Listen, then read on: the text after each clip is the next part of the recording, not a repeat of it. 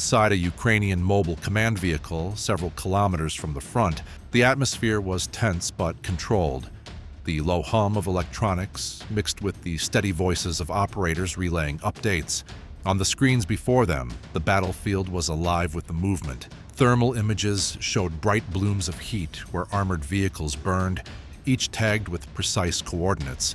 Above the kill zone, quadcopters and fixed-wing UAVs traced patient circles, sending back new visuals every 12 seconds. Every detail was captured, every shift in position noted, because this was only the beginning of what Ukraine had planned next. As the feeds poured in, one camera picked up something alarming. A Ukrainian supply truck, loaded with replacement batteries for the observation drones, had drifted off its designated GPS route. Its front wheels rolled within 2 meters of the minefield's outer perimeter. One more turn of the wheel could have detonated the outer ring prematurely, destroying months of preparation in a single accident. A voice burst over the comms, urgent and sharp, warning the driver. Brakes squealed, dust rose, and the vehicle stopped cold. Every soldier nearby froze for a moment, listening for the sound of an explosion that never came. Disaster had been avoided by seconds. For the North Koreans still advancing, there was no such reprieve. The trap was working exactly as designed, and the mines were only the first layer of what Ukraine had prepared. At 7:15 a.m., just 12 minutes after the first mine exploded, the silence broke. From 3 directions at once, south of the tree line, west along the ridge, and through the narrow lanes of a deserted village, came the roar of Ukrainian armor. 32 T-84 Oplot tanks surged forward, engines howling, their composite armor catching the morning light.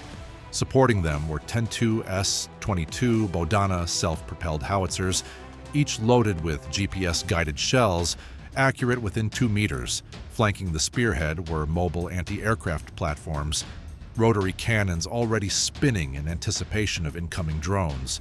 The North Korean formation was in disarray. Tank turrets swung wildly, infantry scrambled to reposition, their radios clogged with overlapping orders. But the counterattack was timed to perfection.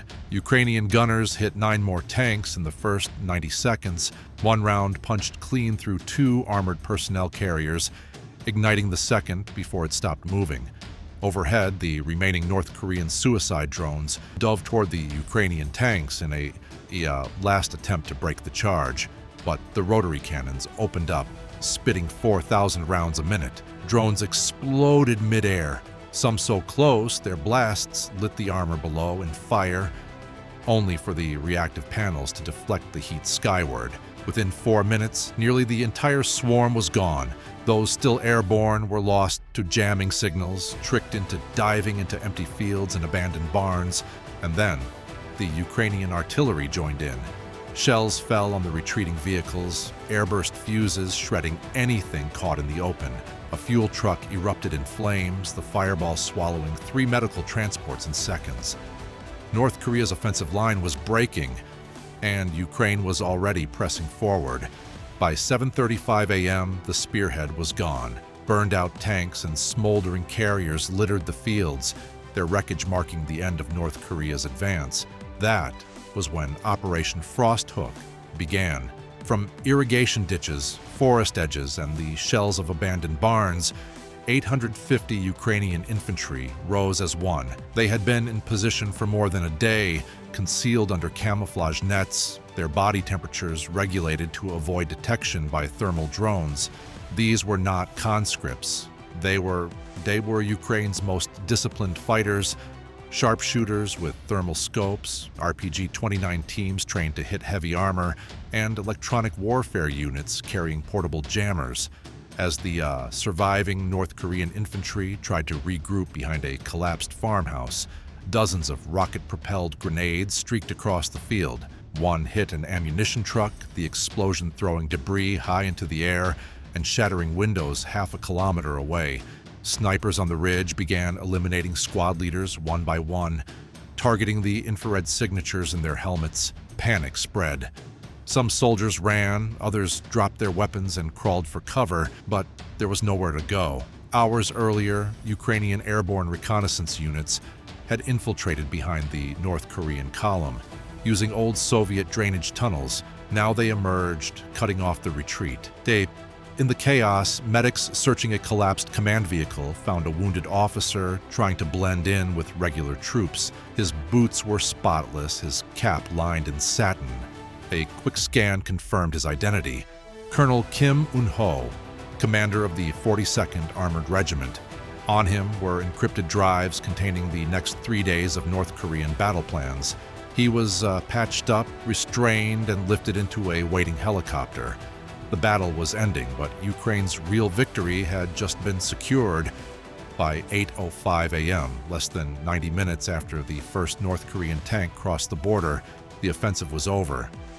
The field was a graveyard of steel and smoke, 42 armored vehicles destroyed, 14 more abandoned, over 230 North Korean soldiers killed or captured, and one regimental commander in Ukrainian custody carrying intelligence that could alter the next 72 hours of the war. Satellite images taken later that morning showed a trail of destruction stretching nearly 3 kilometers, black scars cutting across the farmland. Drone footage revealed tanks split open like shells, supply trucks still burning, and craters dotting the fields where anti-tank mines had done their work. In Pyongyang, the silence was deafening. State media went dark for more than a day. No victory claims, no footage. Behind closed doors, intelligence reports indicated that 3 senior generals faced immediate investigation. One was said to have been detained while trying to leave the capital. Ukraine did not respond with parades or propaganda. At Mykolaiv Military Hospital, medics treated both Ukrainian and North Korean wounded. A single image, a Ukrainian corporal kneeling beside a burned 19-year-old North Korean conscript offering him water, spread across social media.